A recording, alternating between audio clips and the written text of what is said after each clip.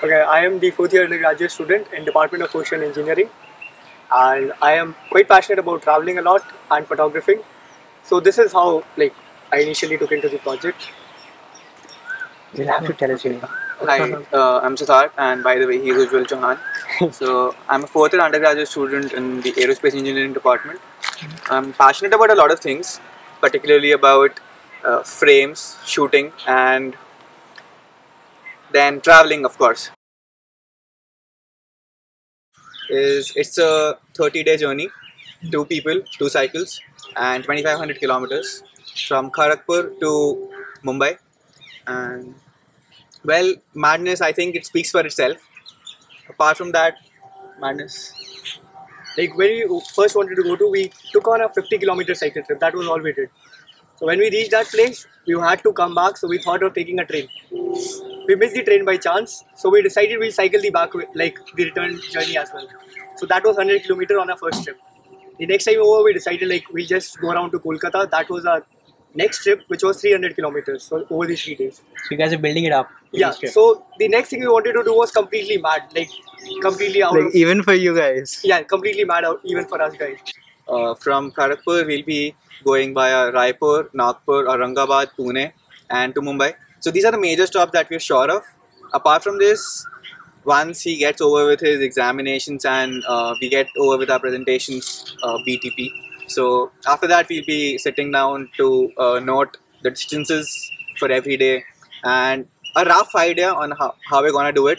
But we're not going to the extreme detail on where we're gonna stay, how we're gonna do it. We're leaving it to the project.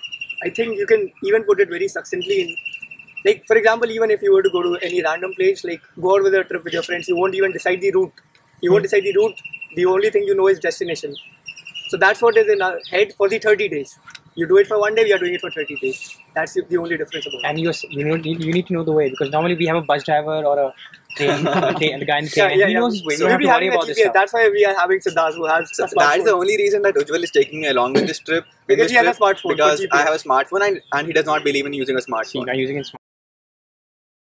The basic objective is to complete around 80 to 100 kilometers a day cycle.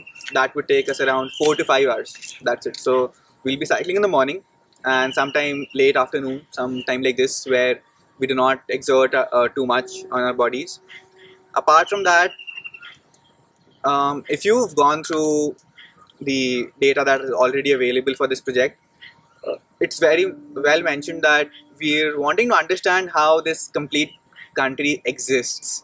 I'm not saying this project will give us a complete insight, but somewhat explain to us on how the dialect, the language, the diversity change every 100 kilometers or maybe even every 50 kilometers.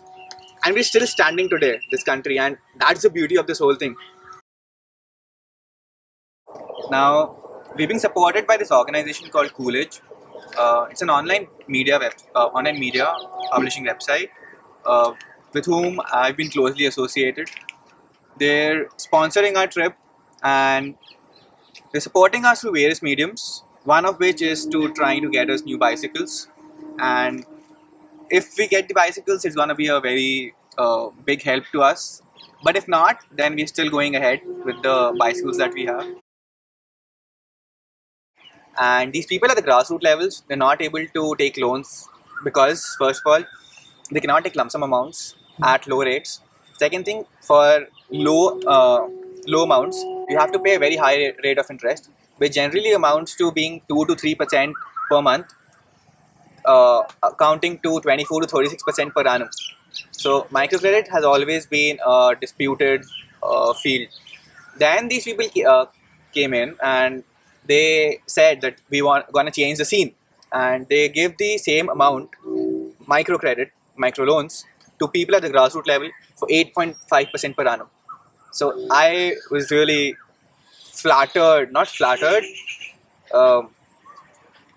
mind-boggled by the idea of someone trying to do this, and it's a non-profit, and that is something again that struck me very hard. Okay, a non-profit organization doing something for people at the grassroots level. Yes, that's something that I always wanted to do. So I got associated with them, worked with them for the past 3 years at different levels, however it was possible for me. And yes, now I'm raising funds for them today. there will be an online portal that will be released very soon, through which people can invest in Rangde or donate to Rangde. When I started working with C.R.Y, I realized like there are very few pertinent issues at the grassroots level which C.R.Y has been very successful at. So when I started functioning with C.R.Y, but there were few issues that required a very eagle view picture of the scene, where C.R.Y even undertook issues such as political advocacy to introduce child rights into the manifestos of the political parties that were contesting this time. So it's been quite successful at that. As for, I have had a brilliant time at the C.R.Y IIT KGP chapter. So what I intended to do was, what if I could just undertake this trip, click something very relevant to child rights and help it spread awareness. So I contacted C.R.Y for the same, if I could help them with something related to this, and they came up with a project that I could function as a photographer for child rights and capture the project in terms of child labor and the issues. So this is what probably might lead to an exhibition later on, help spread awareness, create funds for people, have media outreach.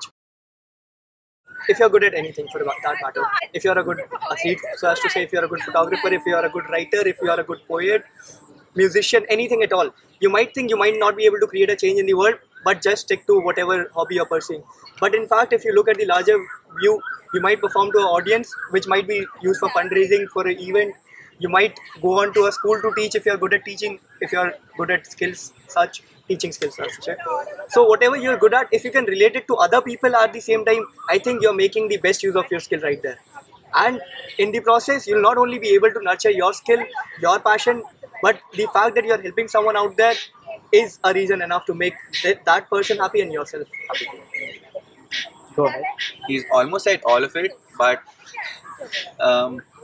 what I've done through my stay in KGP and what has kept me satisfied and happy is doing things that I want to do, doing things that give me happiness, and that is where my content comes from. Like, whoever you are, if at all there is something that you like to do, go out and do it. The amount of happiness that you get from it is something that is unparalleled. Do not think about how it's going to be supported. Do not think about whether someone is going to accept it or not. The fact that you like doing something and that you are doing something is enough to justify your existence on this earth. That is all that matters. That you do what you want to do.